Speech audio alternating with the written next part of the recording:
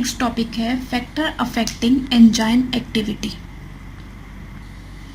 Factor affecting enzyme activity, ऐसे कौन से फैक्टर्स हैं जो अफेक्ट कर देते हैं एंजाइम एक्टिविटी को, मतलब एंजाइम को कम वर्क कराते हैं या फिर ऑप्टिमम रिएक्शन कराते हैं, वो सारे फैक्टर्स पढ़ते हैं। ऐसे कौन से फैक्टर्स हैं जो एंजाइम को बढ़ा देते हैं उनकी एक्टिविटी या उनकी एक्टिविटी को कम कर देते हैं। तो पॉइंट वाइज स्टार्ट करते हैं। तो पहला फैक्टर कौन सा होता है? Concentration of enzyme. ठीक है, तो मैं कहती हूँ कंसंट्रेशन ऑफ एंजाइम जो फैक्टर है वो अफेक्ट करता है क्या एंजाइम एक्टिविटी को।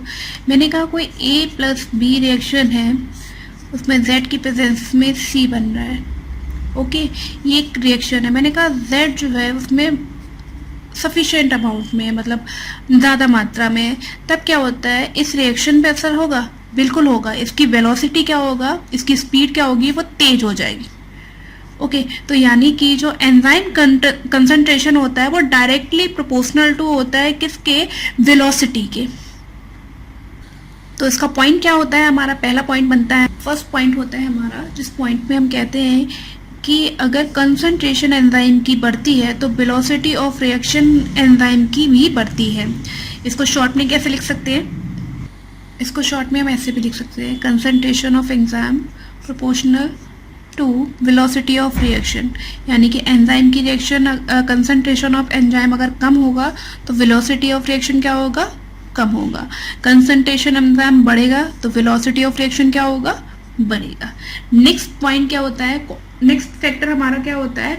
Concentration of substrate. Next point है हमारा कंसंट्रेशन ऑफ सबस्ट्रेट। इसमें भी सेम होता है, कंसंट्रेशन सबस्ट्रेट की ज़्यादा होती है वैसे एंजाइम की वेलोसिटी भी तेज होता है। अभी पॉइंट पहला सेम ही होगा, बस एंजाइम कंसंट्रेशन की जगह क्या आ जाएगा?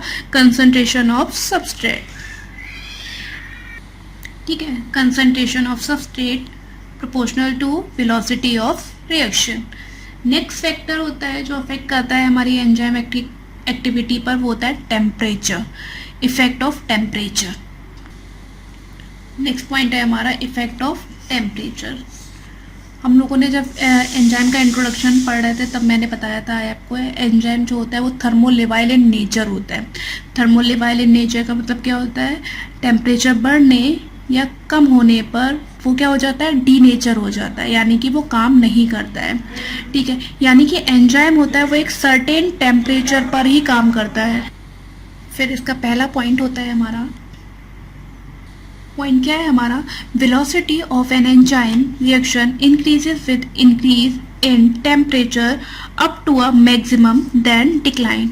इसको थोड़ा सा आपको समझने में परेशानी होगी तो हम इसे एक ग्राफ से समझते हैं। हम ऐसे समझते हैं जैसे पहले कुछ चीज़ें सपोज कर लेते हैं।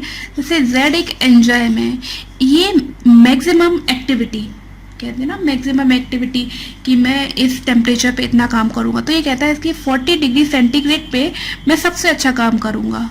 जो मेरा आइडियल टेम्परेचर वो क्या है? वो है 40 डिग्री सेंटीग्रेड। तो हमने एक ग्राफ क्लिक किया। ठीक है, यहाँ पे हमने वेलोसिटी रखा,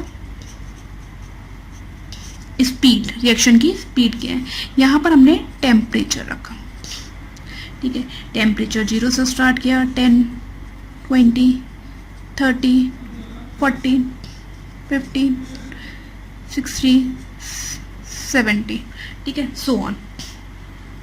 ठीक है, अब हम एक ग्राफ बनाते हैं यहाँ पे कि ये एक एंजाइम है जो यहाँ पर है और यहाँ से क्या होता है? 40 डिग्री सेंटीग्रेड पर क्या होता है? यहाँ पर वो अच्छा काम करता है और यहाँ से फिर क्या होता है? वो डिक्लाइन करना स्टार्ट कर जाता है।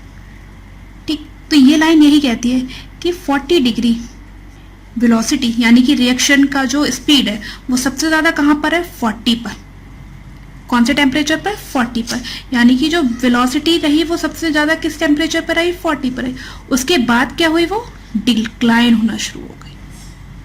ओके, यानी कि जो इफेक्ट ऑफ टेम्परेचर है वो हर एंजाइम का एक टेम्परेचर होता है, हर एंजाइम का एक सर्टेन टेम्परेचर होता है जहां वो काम बहुत ज़्यादा अच्छा करता है। ठीक है, तो इस Z एंजाइम का क्या था टेम्परेचर? 40 डिग्री सेंटीग्रेड, यानी ये 40 डिग्री सेंटीग्रेड पे सबसे ज़्यादा तेजी से रिएक्शन करेगा। ओके, ये ग्राफ थोड़ा ठीक से नहीं बना है, वरना ये ग्राफ एक वेल शेप में आता है। कहते हैं ना वेल शेप ऐसा होता है, वेल शेप। घंटी का शेप, वेल शेप। तो ये वेल शेप्ड कर्व कहते हैं इसे। ये थोड़ा सा खराब हो गया है। नेक्स्ट फैक्टर आता है हमारा इफेक्ट ऑफ पीएच। पीएच का क्या इफेक्ट होता है हमारे एंजाइम एक्टिविटी पर। सेम टेम्परेचर के, सेम फैक्टर टेम्परेचर के ही वैसे ही आपका पीएच का भी फैक्टर है। पीएच का आप इसे डाइजेस्टेड से अच्छा समझ लेंगे। आपके बहुत सारे एंजाइम आपके डाइजेशन में इन्वॉल्व होते हैं, आपकी पाचन क्रिया करते हैं, डाइजेशन प्रोसेस करते हैं। उसमें क्या होता है, कुछ एंजाइम जो होते हैं वो अच्छे काम करते हैं, ऑप्टिमम एक्टिविटी दिखाते हैं कहाँ पर, स्टमक में, ठीक है। और कुछ जो एंजाइम होते हैं वो कहाँ पर अच्छी एक्टिविटी दिखाते हैं, इंटेस्टाइन में। यानी कि क्या हुआ, स्टमक की पीएच अलग हो गई और इंटेस्टाइन की पीएच अलग हो गई। तो इन दोनों ने क्या कहा कि इनका जो पीएच, अगर ये वाले जो एंजाइम वो इंटेस्टाइन में आ जाएंगे तो शायद वो प्रॉपर वर्क नहीं करेंगे। उन्हें एक सुइटेबल पीएच चाहिए काम करने के लिए, ठीक है। उन्हें उसके अकॉर्डिंग पीएच चाहिए, यानी कि सेम टेम्परेचर के पीएच भी उनकी सर्टेन होती है, मतलब उनकी कुछ फिक्स पीएच होती है जहाँ पर वो एक अच्छी रिएक्शन ऑप्टिमम अपनी वेलोसिटी से रिएक्शन कर सके। ये जो 4 फैक्टर होते हैं वो इम्पॉर्टेंट होते हैं, जो अफेक्ट करते हैं आपकी एंजाइम एक्टिविटी को। अगर आप और फैक्टर्स देखें तो factor of product concentration, effect of activators, ये सारे भी आ जाते हैं, पर ये जो 4 होते हैं ये इम्पॉर्टेंट होते हैं। ये जो 4 फैक्टर्स होते हैं वो मेजर फैक्टर्स होते हैं जो अफेक्ट करते हैं आपकी एंजाइम एक्टिविटी को। Thank you.